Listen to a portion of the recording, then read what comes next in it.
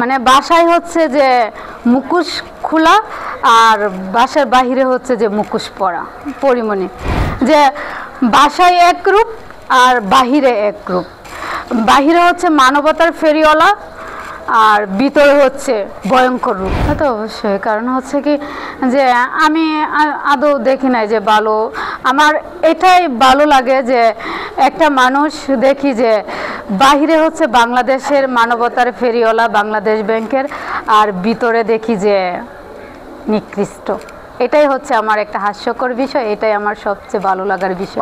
মানে বাসায় হচ্ছে যে মুখোশ খোলা আর বাসার বাহিরে হচ্ছে যে মুখোশ পরা পরিমণি, যে বাসায় এক রূপ আর বাহিরে এক রূপ।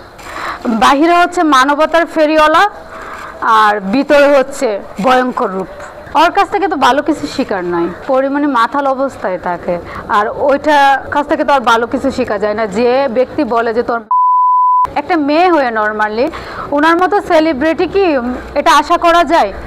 ওনার মতো সেলিব্রিটির কাছ থেকে এটা আশা করা যায় না।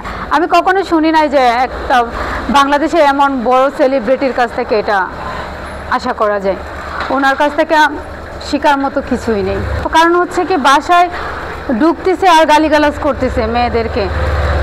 এই যে আমাকে যেভাবে মারছে, একটা সুস্থ মানুষকে এভাবে মারে, টর্চারিং করে। কারণ হচ্ছে কি যে টর্চারিং যেভাবে করছে, কাজের মেয়ে আমি অসহায় পড়ে তো ওর বাসায় কাজ করতে গেছি, ঠিক না, নিরুপায় হয়, কিন্তু ও কেন আমাকে এভাবে টর্চারিং করলো? আমি এটারই বিচার চাই। একটা পরিমণির কোনো ভালো দিকই মনে হচ্ছে আমার কাছে নেই, মানে কোনো পজিটিভ দিক ওর নেই। পরিমণি মানুষ হিসাবে হচ্ছে একটা অমানুষ, ডাইনি, অমানুষের যোগ্যই পড়ে না, মাথাল।